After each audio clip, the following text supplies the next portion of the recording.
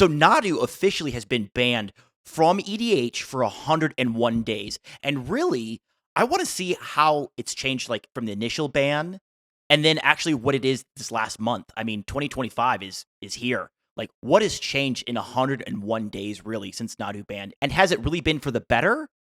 We'll find out today.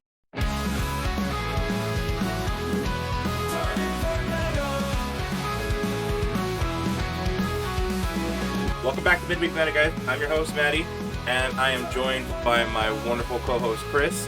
And, as you can see, we got Nate back again. What's going on, Nate? Just another fantastic day. Happy New Year to everyone. We're recording this on Happy New Year, but yeah, for those it will be out here shortly. Chris is pretty a monster at this stuff. We have to thank you here, man, Chris. You've been killing these edits, man. Before we get into it, little side note. We're going to announce something at the end of the episode, so please stay till the very end. We got some big news. But before we get to that, you guys, what's going on? It's the new year. What's new? What's brewing? What do you got going on?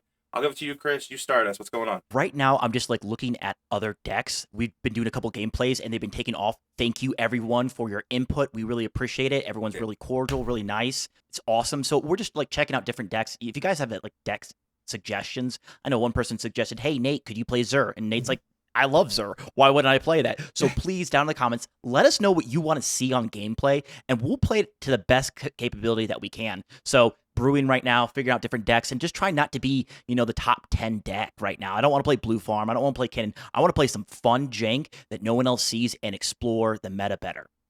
Oh, absolutely. That sounds like a blast, and I am so excited to see what you can brew up. You and Nate both brew up some of the best builds. And at some of our shop queens, we have some other brewers that are doing some crazy things. So, what about you, Nate? What brews you got coming up?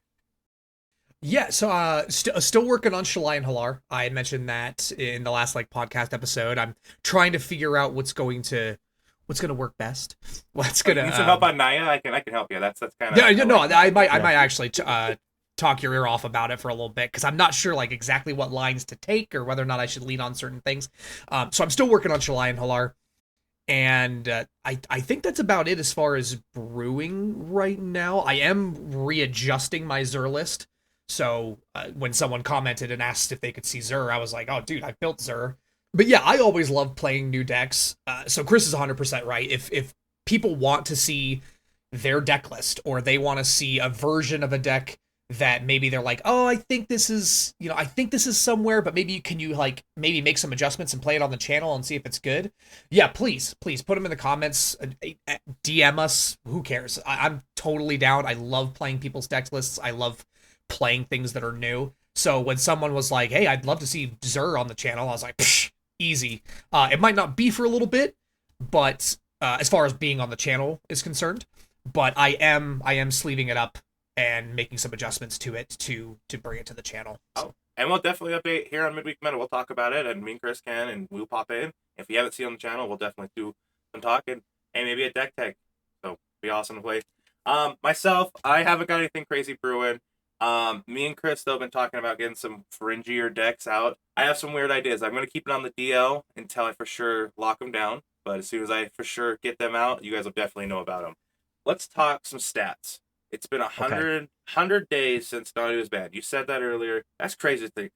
100 days since that horrible card was banned. Yes, and when this is released, it'll be 101 days. I mean, Cruella de Vil is out for NADU. And exactly. So, statistics. I'm not the best at it, but I mean, I made a PowerPoint for everybody. Yeah, he's gonna put it on the screen, guys. He made this for me because I am horrible with statistics here. So, enjoy it with me so we can see what's going on. So, Chris, I'll pass it over to you. Let's go.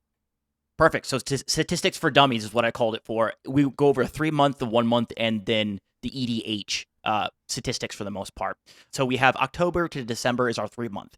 And the biggest thing while grabbing all this information from EDH Top 16 is that 24 of the decks held 86% of the meta during this 3 month period. NADU got banned 3 months. And the problem is that that's not really diverse. I mean, all these entries were 60 plus for all tournaments. In December, it actually changed a little bit between the banning of NADU until now. And really, 36% of the meta is comprised of 100 118 decks of some sort. So really, after Nadu, more so I think Dockside than anything, it's really opened up the meta. So you're saying like Blue Farm, Kin, and Magda, those decks are taking majority of the meta. Okay, I just want to make sure because, like you said, Yep. this is statistics for dummies because I want to gotcha. make sure I understand. Yeah, no, I'm with you. So that is a very concerning statistic that a lot of people were playing only a couple 24 decks made up. So not much diversity. It sucks. Like it's not a good thing. That's not a good meta. That is, we can all admit that is an unhealthy meta. And the fact is, we have a little bit of a silver lining, a light.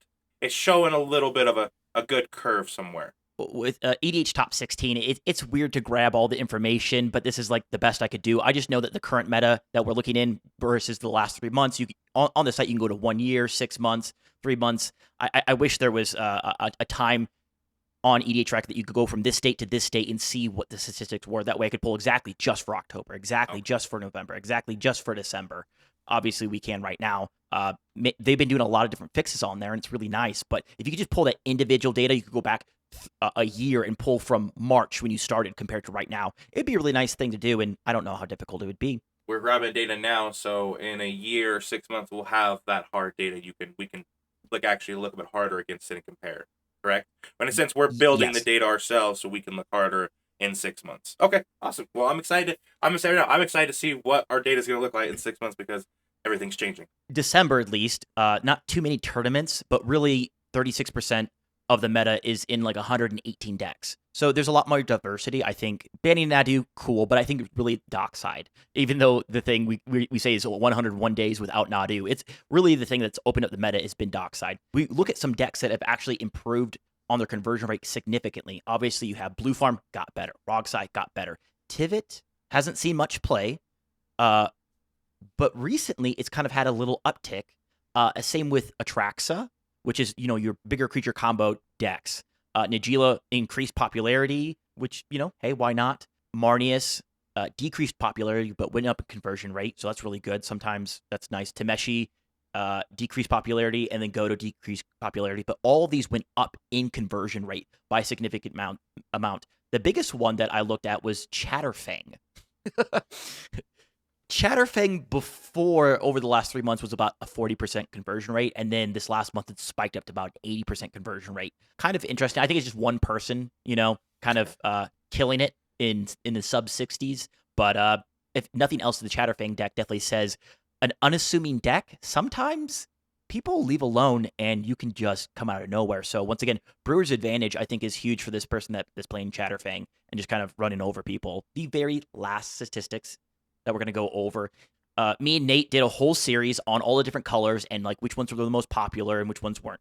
Off of EDH Rec, off of like 1 million or 11 million different decks, we basically figured out that black was the most played color in EDH and then blue second and so on and so forth. Over the last 3 months, it's been a little bit the same to an extent. Blue first, black second, red third, green fourth, and then white fifth.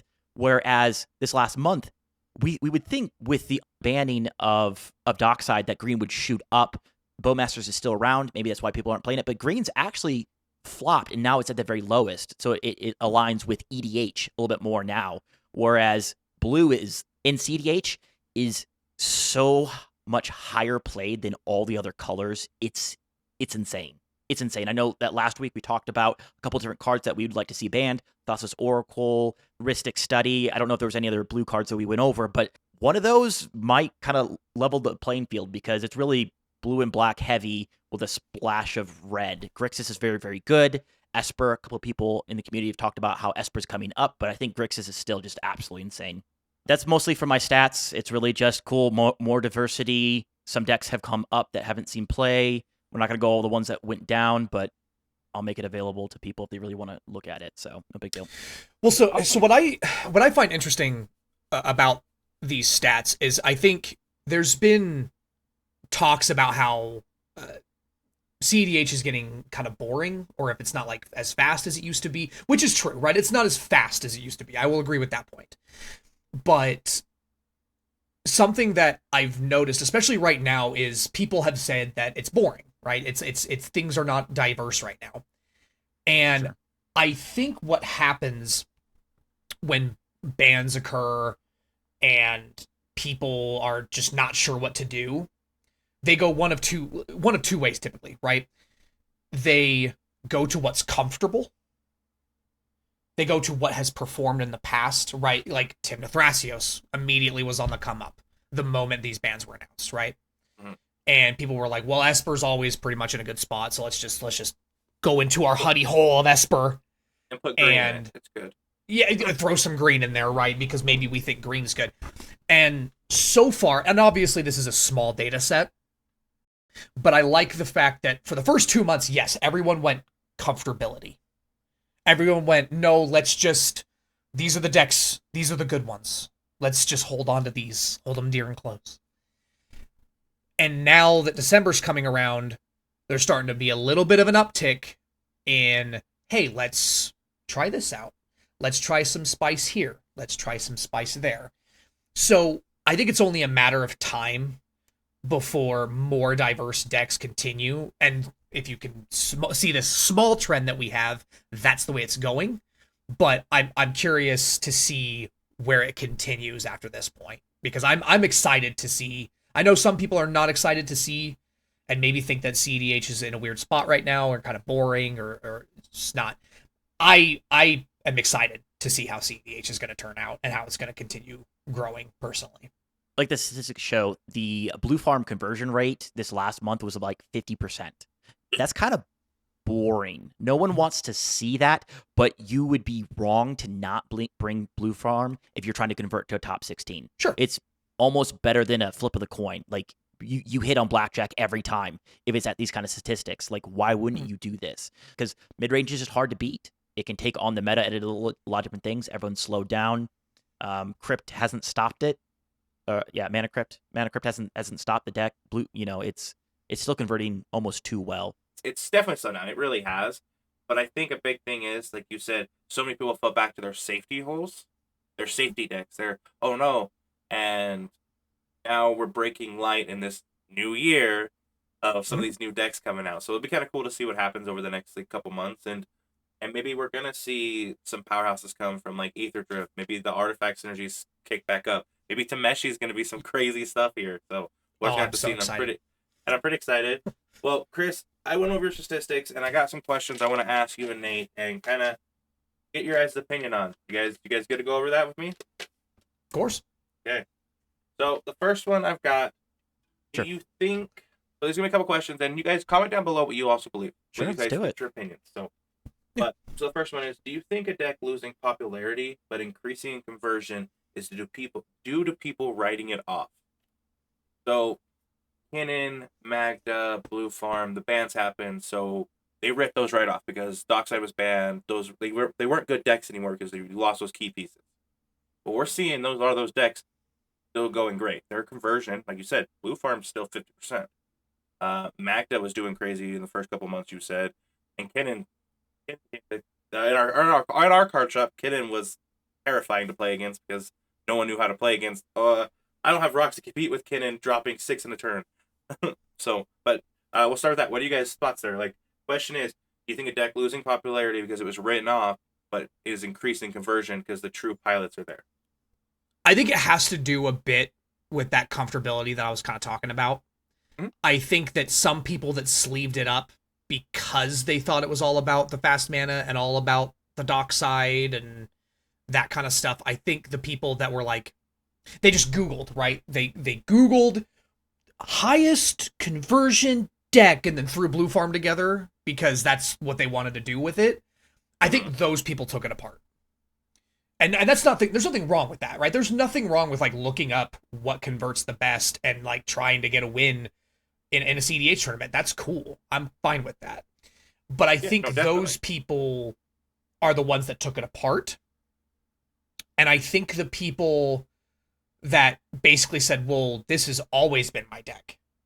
Like, this has always been where I've been. This is where I've always been comfortable. This deck is good regardless of those bans, and I will just swap this out for Mana Vault, or I will swap this out for some ritual of some kind, and then sleeve it right back up and good to go. I think the pilots that were already good with the decks stuck with them. And so I also agree that there's probably a little bit of an aspect of people thinking, oh, well, that deck lost Dockside and Jeweled Lotus and Mana Crypt, so I don't need to be worried about Crom. Sure, not in the early game, but that's not what the deck is built to do. It's built to go mid-range. So when Crom comes out turn 3, he's still a problem. He's still drawing cards. He's still smacking people in the face because that's important. So I do think it has to do with a little bit of that comfortability, but I also think that it is the people that were just dedicated to the lists that said, well, I'm not going to let that change what I play and how I play it. I'll just go a little bit slower, which I don't care because I'm like typically mid-range, because it was mainly mid-range decks that I feel like got that that rap for being like, oh, this deck's dead now, can't play it. So, Chris, your thoughts? One of the decks that we've seen a lot of specialty in would be Kark and Sakashima. There's a couple pilots that run that deck so well, and it doesn't matter if it's popular or not popular. Those people kind of just play that deck, and they do so well because they know the lines in and out. The better that you know a deck, you can play it for a week or two before a tournament, but if you played it for 2 months before a tournament, your conversion is going to be better. One iconic individual that maybe everyone doesn't know about, but in Modern, the number one guy that sticks to a deck for a very long time is going to be Reed Duke, one of the best players in Magic history, one of the nicest guys probably in Magic history. Plays Jund like almost exclusively. It hasn't done so great in the meta, but he is known for it, and it doesn't matter what the meta is. He can play that deck at any given time and kind of convert pretty well with it. And with the bannings, there's been a lot of shifting of like people, oh, I want to try out that deck. I want to try out this deck. I want to try out that deck. But are you coming back to the old faithful of whatever deck you are best with? You can adapt to almost anything. I mean, Mono Red, Magda, for example, is a deck that I absolutely love. It could adapt to almost any meta if need be. Sometimes it might not be as favorable, but it's about sticking to what you know and trying to convert with that. Me personally, I look at the meta, I look at the data, and I say, this deck is being underrepresented, and it is killing, and I want to play it. Why? Because people aren't expecting it.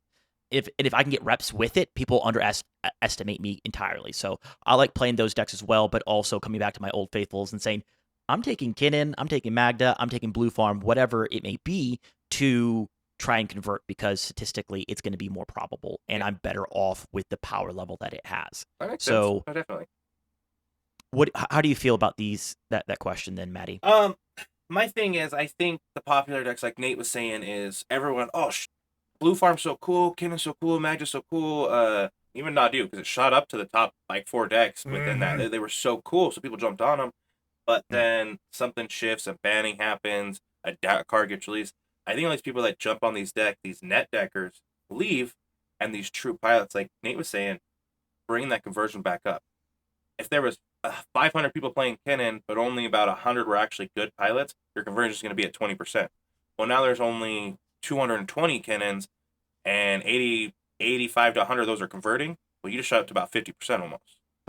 And I think that's what I'm seeing is a lot of people are like Nate said, oh, it's banned. I don't want to play that anymore. I want to play this. This is the new best deck. But those older good decks are now higher in conversion, having a higher conversion with less popularity, and I think that's pretty cool. I think it shows the dedicated pilots, which I feel like I could say I'm pretty. I think that's a good sign for the meta in my book, if I'm not wrong. Is that if so many people are jumping on these popular decks, it gets so flooded and so muddied. Well, you lose that popularity. You can see how good a deck actually is. Well, we know Blue Farm is good. We all can admit that Blue Farm is strong. But okay, well, look at Chatterfake. This kid, whoever was running those pilots, they got 80% conversion. That is a higher than 3 out of 4. Like that's crazy. You don't get that. But looking closely at the data, it's mainly because it's 2 pilots and they're both converting. You know what I mean? So yeah. I think that's pretty impressive. But that's my thoughts on it. The next question, it's a little similar. But do you guys believe, as we see the shift on the popular decks, like we talked about, the conversion of those fringe decks are now going to increase? It's an interesting question to answer, because I think when people want to go to, because here's the thing, there's two different kinds of CEDH players. There are your casual, I say casual, quote unquote, kitchen table CEDH players, right? I would lump myself into that. I'm not big on going to tournaments. I've gone to a couple. I've converted once, and it was a really popular deck at the time, but I was also very good with it. Same with Chris. We were on the same deck. For me, it's far more interesting to bring a fringe list to a tournament, because much like Chris, you just talked about it, and Maddie, you just talked about it too. These decks that come to the table and someone gets out their deck box and they're like, "Here's my Chatterfang," and everyone goes, "I'm sorry, what? You're playing Precon. You're playing what?" What? And people don't take you. So they're like, "Don't watch that deck. You don't need to worry about that deck. I got Blue Farm sitting in front of me. I don't need to worry about that deck." Mm-hmm. And then all of a sudden, before you've realized it, they've put down a Protean Hulk, they've sacked it, and they put a Docent into play, and then part of their combo piece, and then you're done. You lose. Right? So I think in the sense that people are going to start bringing more fringe to tournaments, because I think that comfortability is starting to go down. I think people want to play different things, but wanted to still convert. So they went to the comfortable side. And I do understand that. But the thing is there's been so much time put into the popular decks. Blue Farm has been worked on by pilot after pilot after pilot after pilot. Kinnan, pilot after pilot. Me and Chris are, consecutive pilots of Kinnan, where we're always like, "Ooh, let's try that. Let's move that out, swap that out. Let's test that for a couple games. Ooh, let's do." So when you look at a fringe deck that has like 2 people on it, and you're like, "Yeah, between the two of us, we have 500 games." There's not a lot of data. There's not a lot of cards to switch. There's not a lot of eyes looking at it to be like, have we tried this before? Like, maybe we should try a line where we do a Doomsday line in Chatterfang, right? If the Chatterfang pilot watches this, that is a joke. I can't imagine that's actually good. But the point is, I think people probably want to look at, I think deep down, they want to look at more fringe because it's more interesting to play. But then there's this problem that happens because there's not many eyes looking at the deck to help improve it, to help move it forward, to help push it to the point where it can convert in a tournament and compete with some of these more meta decks. And so I think eventually we will see more fringe starting to convert. I think this early on, it's going to be, I still think we're probably going to see like your more meta stuff sitting in tournament play. But I hope I'm wrong, because I love fringe. There's been 2 videos of me playing Geralf. It's a zombie storm list. Nobody plays that, right? Like, it was like me and one other person who inspired me to help build the list, which Holden Pryo, shout out to him. He's a beast. But yeah, like, I want to see that. And I hope people start looking at that more, because when people are like, no, the whole format's just dead now, it's like, that's so negative. It's so negative to look at it that way. And I want to see the fringe. Dude, I want to see my Raga Draga list top 4 in a tournament. You know what I mean? Like, that's fun.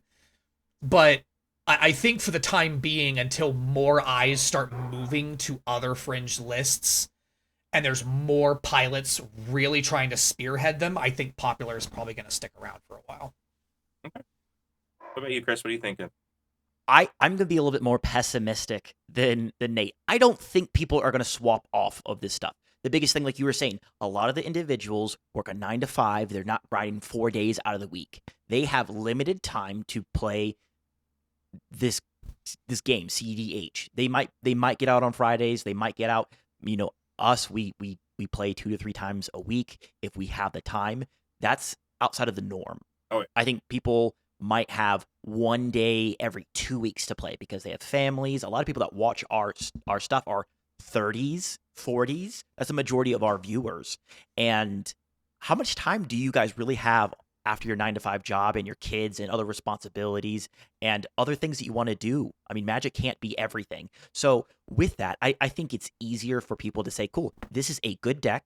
I have this deck. I have multiple reps with this deck, and it's been seen play for a while. I mean, some people have it swapped off of Atraxa. They've just kept playing Atraxa. And guess what? Now Atraxa's doing good again. Hey, guess what? I have 8 months on Atraxa. Guess what? Now it's their time to shine. And you just stick with the deck for as long as possible. So I don't think these fringe decks are going to convert as much. I think the same old are going to be around. And maybe as decks come out, one deck might rise to the top. But all these other fringe decks that are doing well, I mean, Goda's doing fine, but the popularity is not there. It's not there. It's, less than 1% of the meta. But is it doing really well? Can you play Godo over and over and over again and people not know when to interact? Absolutely. Absolutely. So it's not that I want to discourage people from playing these decks that people don't know when to interact, because there's a lot of advantage. Now that Magda's more popular, it's harder because people are like, that deck wins instantly. It's like, nah, I don't play like that, but okay, go for it. Lose the game anyways. So I don't think that people are going to be swapping off of these popular decks because people don't have time. And that's my guesstimate. I could be horribly wrong. Let me know if I'm wrong, but I think most people are going to stick with what they know and what is top 10. And reasonably so. It makes complete sense, and I wouldn't fault anyone for doing that whatsoever. No, absolutely. And I hate to say it, I'm kind of in between the two of you. I'll be your middle ground here. I agree with Nate. I think fringe decks can come out and actually do great because of Brewer's Advantage, where Chris hit on. Brewer's Advantage can do some crazy stuff in tournaments, but you get to a tournament like the Fishbowl Punt City 4 that just got announced, which we need to look at that. We need as a group look at that, maybe trying to go to that. But Sure. But you go to those tournaments, you might be able to score a win with your Geralt deck or Geralt deck, but I'm sorry, Kinnan, Blue Farm, Magda, they're going to get you through the Swiss into the top 16 where it's the battle of the decks. It's not battle of RNG. I hate to say it, top Swiss, even if we've seen top pilots be in a Swiss and do bad, it happens. Even we people talk about it. Oh yeah, I did horrible at Swiss, but my last 3 games I was able to score wins and I got it. And that's the cool part about tournaments is you might do your first 2 games you lost, but the other 3 might win. And there you go. You're converted. And I think that's the kind of cool point. But I'm in between the both of you. Yes, I would love to see more fringe decks, but I know for a fact these popular, I feel like it's this weird. January, February, we're gonna see more fringe, but I think March hits, it's back to all these popular decks. It's back to where the 86%, like you were talking before in the statistics. That's where I think we'll be. Not to be pessimistic, but I hate to say it, but like card shop wise, come play with us at Queen's Realm. We always got weird decks, guys. We always have those strange. We got the spice if you want to play top tier decks. Well, we'll sit down and play top 16 decks if you want. But other than that, me, Chris, and Nate all enjoy playing those little bit stranger decks. So, but okay, you guys ready for the next one? This is gonna hit home for both of you guys. They're both your decks. Okay. So Kinnan and Magda. Kinnan has always been seen as the beginner-friendly deck. It's an easy floor. Jump onto it. You're new to CDH. Well, Magda's kind of got a little bit of that rep lately too because it's artifacts, build them out. It's not like easy as Kinnan. Kinnan's like, I'm not saying they're easy decks, but Magda is get your dwarves, get your artifacts, you win. Kinnan, get your dorks, get your beer rocks, flip and win. Simple terms. I'm making them super simple, but for newer players coming into CDH, those are what usually are tossed at them because Blue Farm used to be tossed, but I don't think it's as easier for a new player to jump on because it doesn't have that fast mana kind of step guide. Does that make sense? So my question is, so Ken and Magda both decreased in some conversion, but do you think the high popularity of both these decks is because they are beginner friendly decks? I'll take this one on first. So sure. I think an A plus B combo in the command zone is always going to trump ones that don't have A plus B in the command zone. Kinnan, for example, you get Basalt Monolith, cool, infinite mana. what do you do with that? When do you play that? With Kinnan, we have a newer player that started CDH with us. So shout out to Adam. He plays Kinnan, and what I've seen him do is he'll try to get the combo really quick, and in the rest of the game, I'll be able to skirt underneath and just like, cool, no one's paid attention to me because there's a huge threat early on. In the last tournament that I went to, I never tried to jam the combo early. I said, cool, I'm going to sit back and I'm just going to play my longer game a turn or two back with Kinnan and let someone else take the heat. Because with those decks, if they're commander-centric, people are going to target your commander. If you can relax ever so slightly and sit back into it and say, no one's trying to win the game right now. All these decks are trying to go long. And just reading the table. So once again, newer players don't know what the other people's decks do. I know when I started, I'm like, what does that deck do? What does that deck do? I consumed so much content to try and figure out, is this a threat and when is this deck going to be a threat? So yes, it is new player friendly, but there's so much nuance to it that go for it and grow with it. Please, absolutely, if that's the deck that you want to play. But I think the decks that are a combo piece in the command zone opposed to a value piece are always just going to be a little bit easier. Hey, you get these 2 cards, Najila. I don't know how many cards there are right now that can like, cool, I will just combo off and do infinite combat damage. Cool, everyone good with that? Sounds great. It's 5 color. There's the difficulty of that. So with Kinnan and Magda, they have 1 to 2 colors. It's what color do I go and fetch with my fetch land? Is it blue or is it green? It's like, it's not too difficult on that one. So I think they are new player friendly, and A plus B combo in the command zone is always going to be newer player friendly, and they're just powerful. But there's so much nuance to even Magda of like politics. I would say pick up Kinnan well before you pick up Magda. People hate Magda, and understandably, it comes out of nowhere. And if you're able to politic your way through it, which is difficult to do starting off, but you can grow with both of the decks, and I definitely encourage people to play them because they are phenomenal, fun decks, honestly. Like, you don't need 5 colors, you don't need 3 colors, you don't need 4 colors. That's my thought process on it. What do you got for that one, Nate?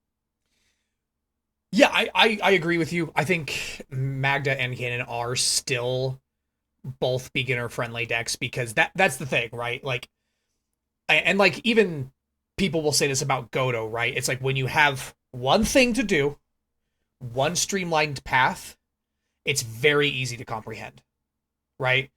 Godo, I think it's 13. I believe it's 13. Or is it 11 or 13? I don't know. Certain amount of, I don't really play Godo, 11. But certain amount of red mana, Godo enters, equipped helm, win, done, right? Kinnan and Basalt.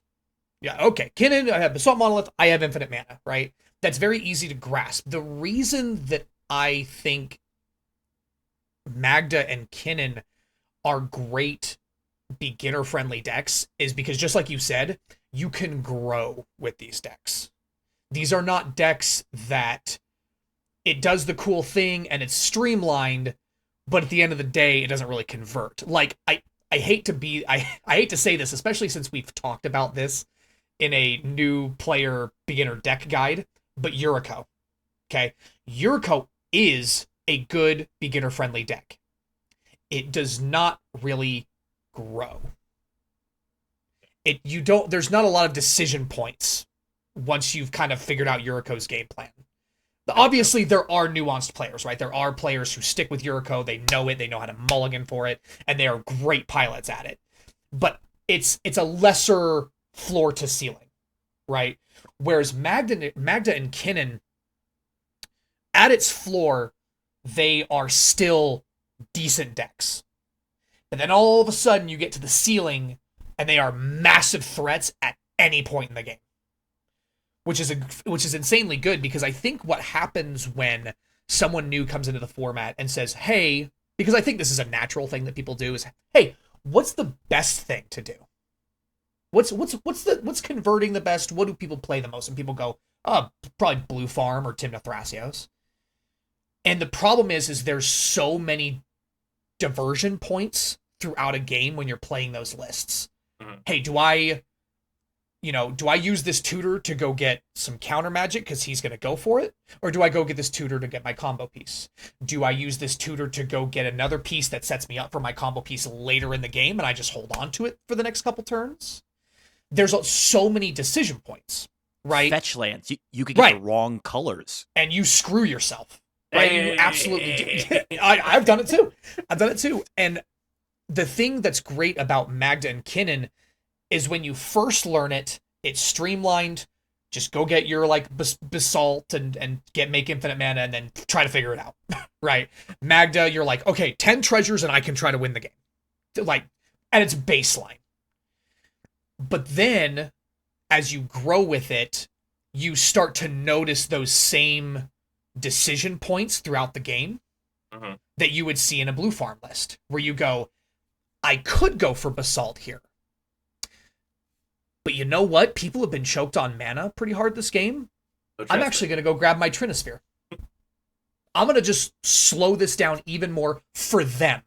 I'm not going to go for my basalt. I could, but why would I? And then I'm going to lock this game out even further. Oh, I don't want to go for, like you'll see it in one of our games of Magda where me and Maddie conceded, where he wasn't going for the win. He was going for God Pharaoh's statue, which goes, cool, I'm out of the game. I can't play this game anymore. There's nothing I can do. But he could have very well just been like, okay, I'm going to go for my Clock of Omens because I have my Universal Automaton and go, blah, blah, blah, blah, right? He could have, but why? Yeah. He'd rather lock us out the first turn after. and then do it next. Yeah. Exactly. Correct. So you start to notice those same decision points in a game as you're growing with the deck to realize that, oh, I don't have to always go for my combo piece. I can go for something that's going to benefit me and slow other people down, or really hinder the other deck so I can just go for it next turn. So I do still think that they're good beginner-friendly decks. Obviously, that messes with conversion. I don't think people need to be too concerned about that. If you're comfortable with Magda, if you're comfortable with Kinnan, and you want to take it to a tournament, just take it. Who cares? Don't worry about like, oh, I brought the numbers down. It's me that's caused the conversion. You're learning the deck. Just learn the deck. It's not serious. But they are massive floor to ceiling decks, and that's what I like in a new beginner friendly deck. That's perfect. That rounds it up like great. I'm gonna veto myself on this answer question because I don't play these decks. It's your guys' decks, so I wanted your guys' opinion because those are these two. You two play these decks, which is kind of funny because you guys are oppositely wearing colors right now. Because you usually play the Kinnan deck, and he plays the Magda deck. But all right, this is a 2-part question on this one. This will be our last kind of fun question. Then we'll have the hard one. Okay, are you surprised by the color shift not being as dramatic as we thought it was going to be? Because I know before when we talked the bans first happening, we thought green was gonna and it hasn't. It's actually I think Nate hit it on the head when we first started talking about this. Green, we all thought green was gonna just climb its way back up. It was gonna redevelop and make itself established, and I believe it did. I believe it did for a minute, and then people were like, oh, well, now I don't have to worry about feeding a dockside. So I can run all the talismans, the signets, and all those artifacts.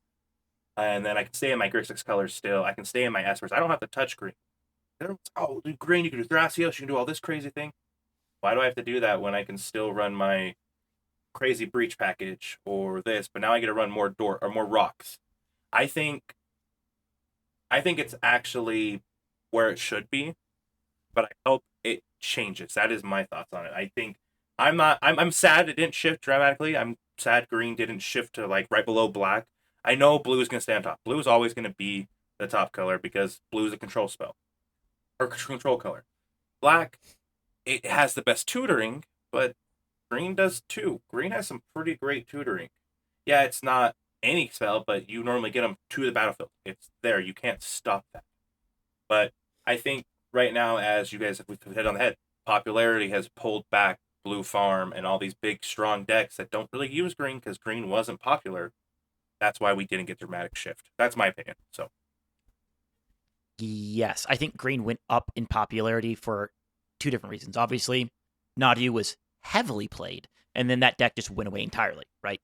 The other one is that the most popular deck right off the bat was going to be Tymna Thrasios. That deck has come down a little bit as well because when you look at the rest of the meta, a lot of individuals deal with activated abilities for creatures. What are the decks that don't worry about activated abilities for creatures? Tivit, Rogsai, Timnacrom, Blue farm. Blue Fall. Yeah, exactly. Yeah, Timna Thras has come down considerably in popularity because people are like, oh, let's try it out again. It's going to be so good. It's like, it's all right. It's all right. The win lines are play one of your commanders. I think it's really those two decks why it would be up in popularity and why it's come down is because people realized they're not one's banned and the one's not. It's just not as good as Blue Farm really could be. Where you kill my commander, well, that was my sink to my infinite mana. Whereas right now, cool, kill my Timna, kill my Crom. I don't care. No one really cares. And really, the meta to shift to green be the lowest is just how it is throughout all Magic's history. Green is going to be one of your weakest colors. It is a great support color. White and green are just a phenomenal support color. But why do that when you have something busted that doesn't have summoning sickness, like you said, that is a rock? Cool, play my rock, tap my rock, do my other thing. It's more explosive. Green gives you mana dorks that you can use next time. Why play Sylvan Library that you can use on your next upkeep when you can get Mystic Remora this turn and trigger it right away? So it's all about what's the quickest thing and what can I get benefit now, not next turn. And green is really good at getting you that advantage next turn, but not that turn itself. So that's my opinion about why green is normally not the best. Okay. All right, Nate. You got something here. I saw that mind pondering. I saw the brain. I saw the smoke. Yeah, well, so obviously, yeah, like it is a little upsetting to not see green kind of, take more of a forward approach on the format, but it's true that, like, regardless of how things shifted, green in CEDH is still, like, one of the worst colors, regardless of what we wanted to happen. Yes, I was hyped for it because I was excited to see what people would come up with. But at the end of the day, it's true.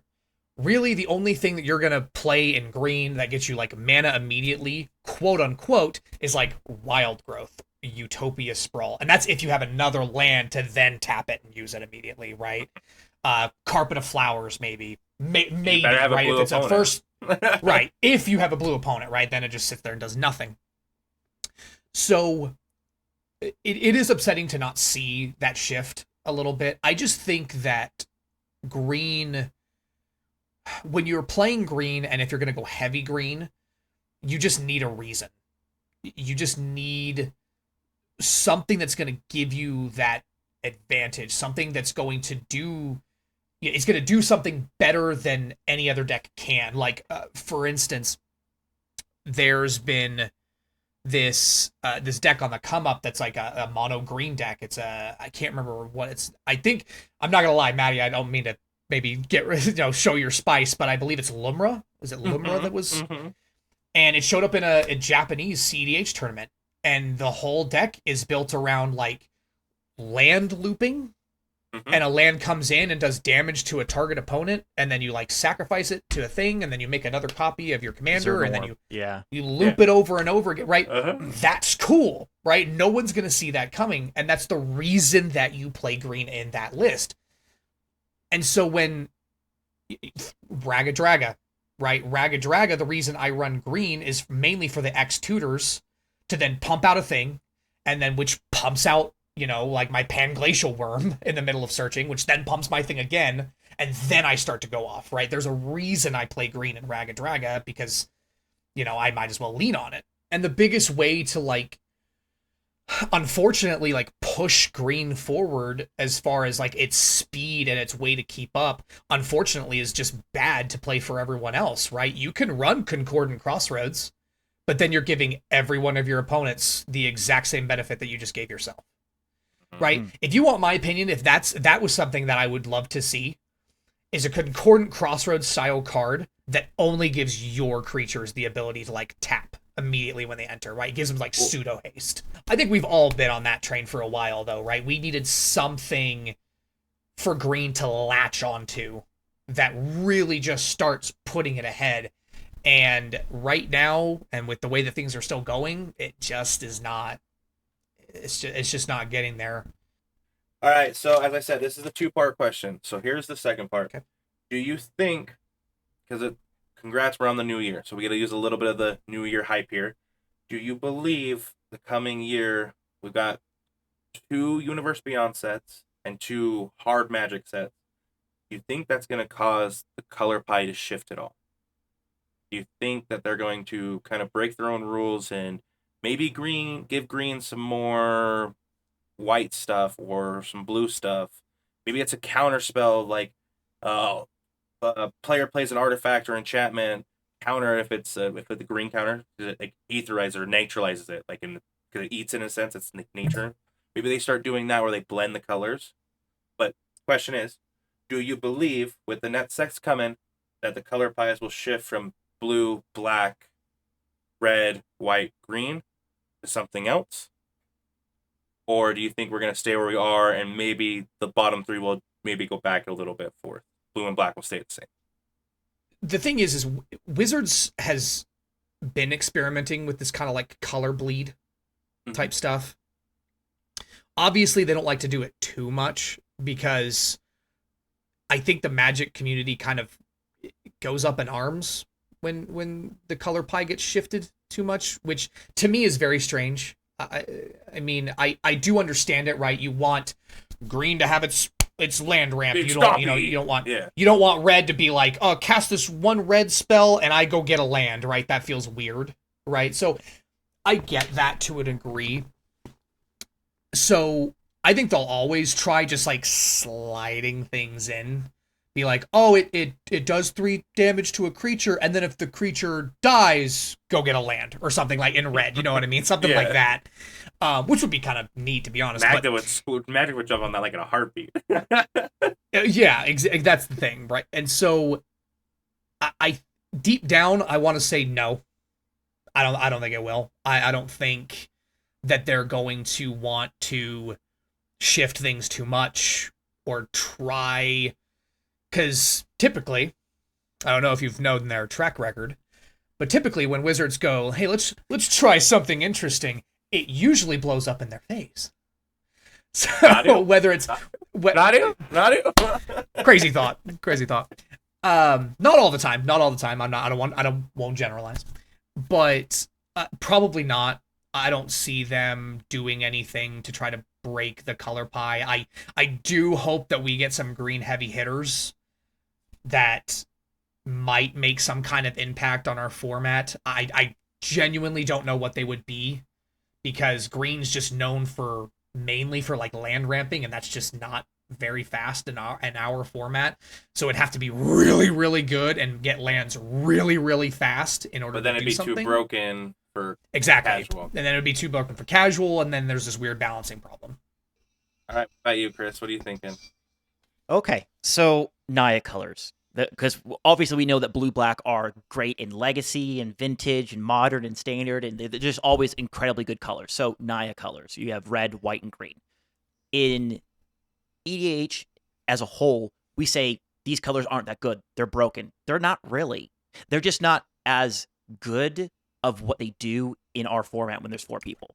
For example, white is great at stacks. White weenies is a thing in Modern, in Legacy. Standard. It normally does really correct. Red white is incredibly aggressive. I mean, at one point in time, you had Winota saw a lot of play at one point in time. Why? Because it does the stack games really, really well. When you're playing against 3 other people, how good is the stacks when everyone's like, cool, it's 3v1? So it's not inherently broken, the color pie. The color pie doesn't need anything. It's just the reality that it's 4-person format, really.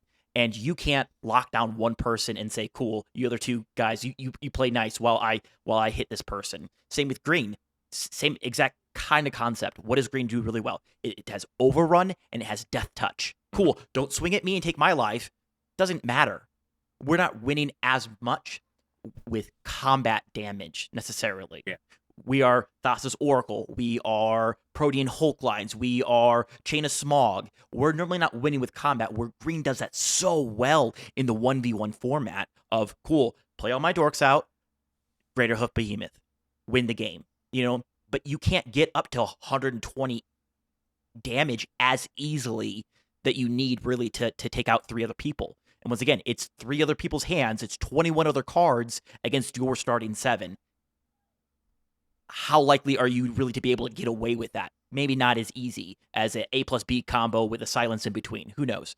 So green, white, and red aren't broken whatsoever. They're just not optimized for 1v3 formats, if you will. So I don't think they'll change the pie whatsoever. I think what they do, what the color does it really phenomenally. It's just hard to beat. I go and get my combo, and I'm able to protect my combo with blue and black. So I don't think the color pie will change much. Hate to say it, we're all in agreement here. I don't think so either. We're gonna get some cool things this next coming set. I'm so excited for my Spider-Man. But I don't, like you said, blue and black is so strong.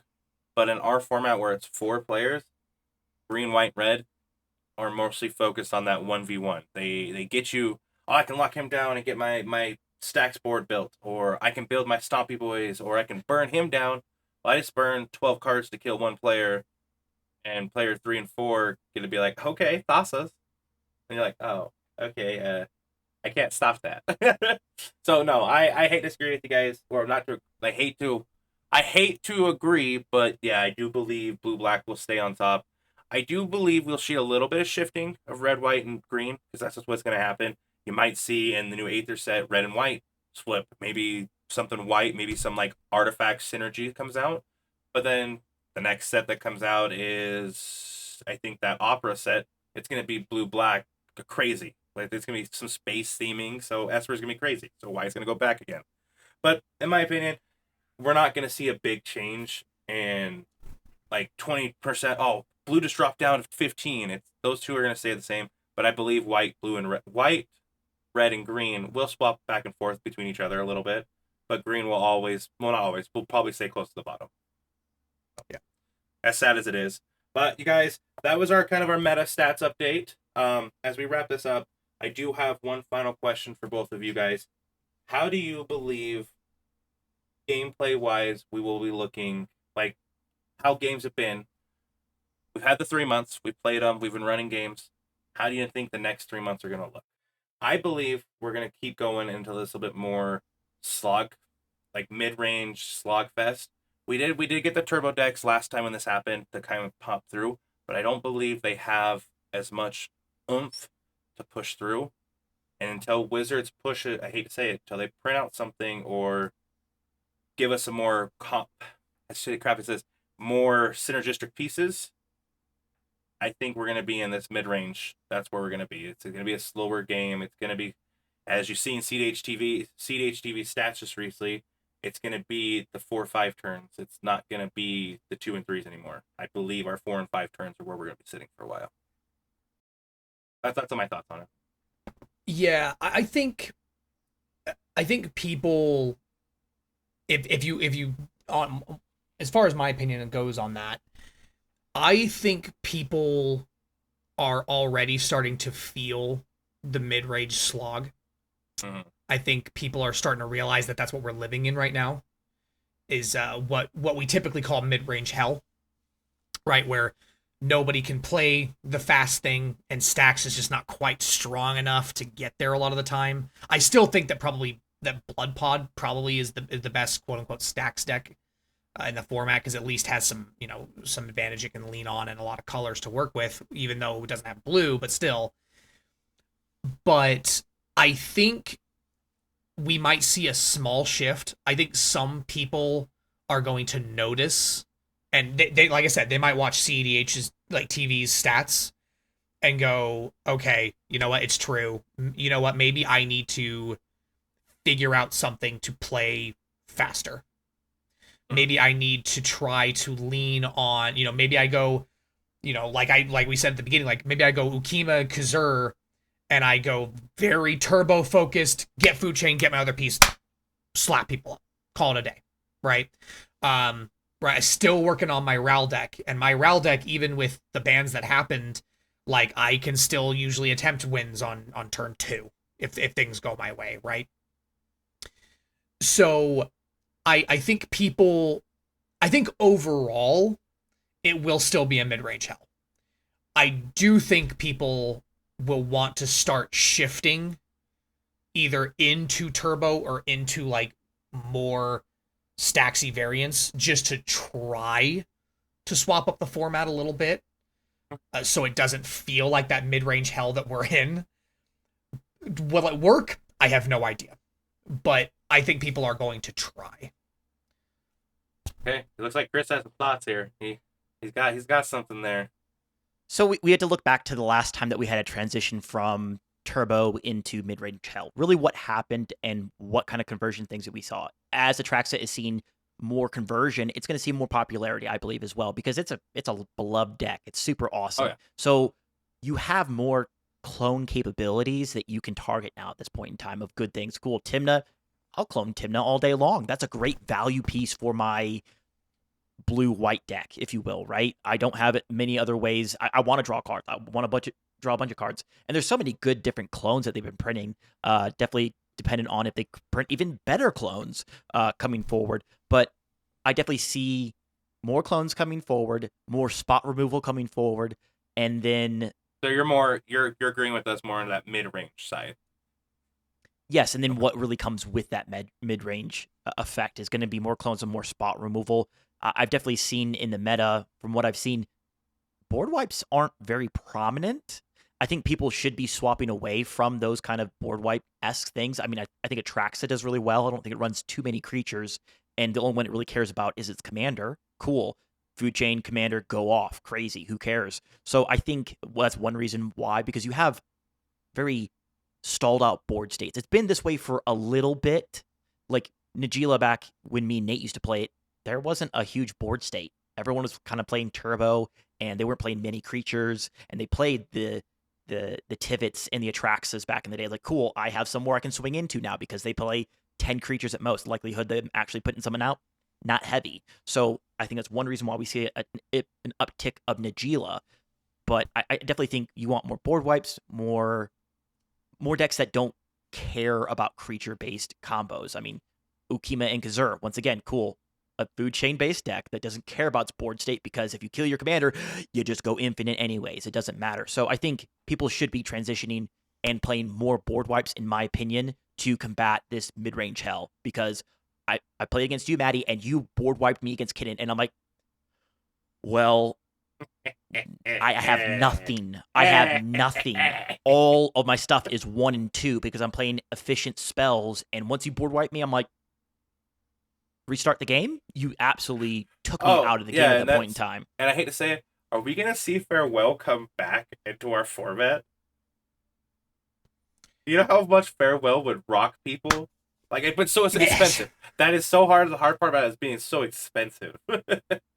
Being 6 mana. Sure, but if games are going until turns 4 and 5, like a 6 mana spell is not, it's true, unreasonable, to be perfectly fair. You know what I mean? Like, does it be play the Farewell, hold priority to Fairy's Protection? Fairy's Protection, almost. Well, there's the other one in Shurikai. The one, it's like 1 white, and you phase everything out for how many different creatures are on the board. Yeah. Out of Time is insanely good board wipe. And if you're playing a commander, once again, that you don't care if your commander is gone, exiled. Well, it's not even exiled; it's phased out. It's even worse because you can't replay it. Yeah. That stops people from trying to play their Tivits, trying to play their Obnixes, trying to play their Atraxas. Like, they can't replay it. They can't put it in the command zone. It's phased out. Yeah, it is further away than it ever needs to be. And when you have 20 counters on that bad boy and turns are going to 4 or 5, it's like, good luck. I think that's an insanely good card. That's a crazy one. I wish people would play more control decks like that. I wish that Wizard would print better ways to win in white specifically, which would be, I mean, Second Sun, I guess. Approach to the Second Sun. Sure. You can't really see it, but that's my playmat right there. It's an approach one. I got it signed at MTG Summit my first year by everybody. I was like, hey.